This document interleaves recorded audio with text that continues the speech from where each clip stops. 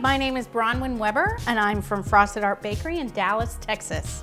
I am teaching this online course for this 3-tier wedding cake on this chocolate silver plateau. Did you know that's chocolate? It's not silver.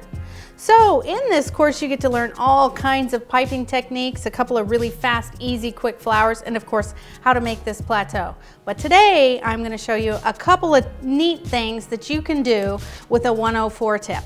So I hope you enjoyed this little video, and don't forget to check out this course and see all the things that you'll learn in it. I hope to see you there. So I'm going to show you a couple of quick side designs you can use with the rose tip, also known as the ribbon tip or the 104 tip. It comes in 101, which is a very small one, 102, 103, and 104, which is what we're going to use today. There's a couple of different variations in the brands.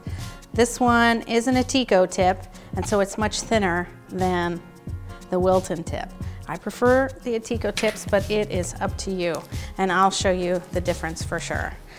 So what you want to do is have a bag of icing, any color, pink's my favorite.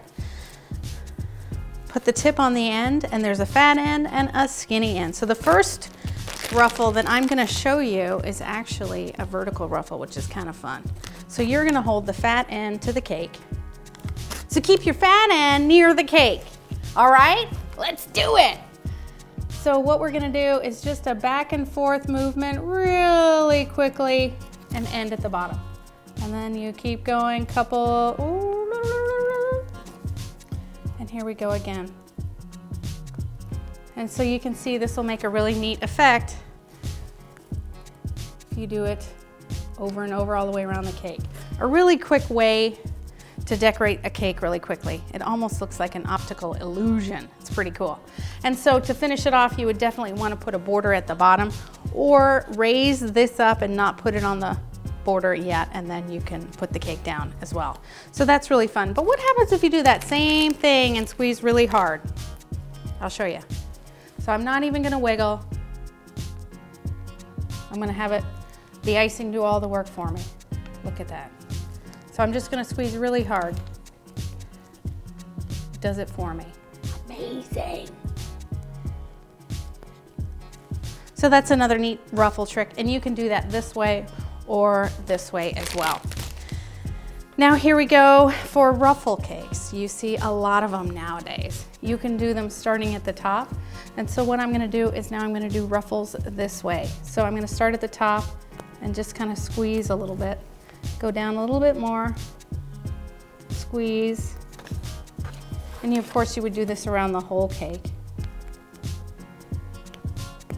So you can see this popular design all over.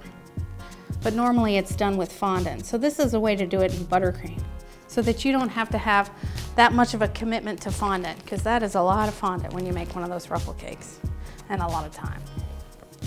So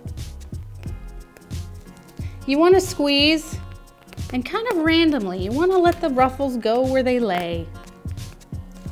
Free and easy ruffles. So there you have it. Lots of different kinds of ruffles. Now, if you want to have it more controlled, what you can do is an up and down motion with that tip. And we can start from the bottom this time. So keep the fat end towards the cake.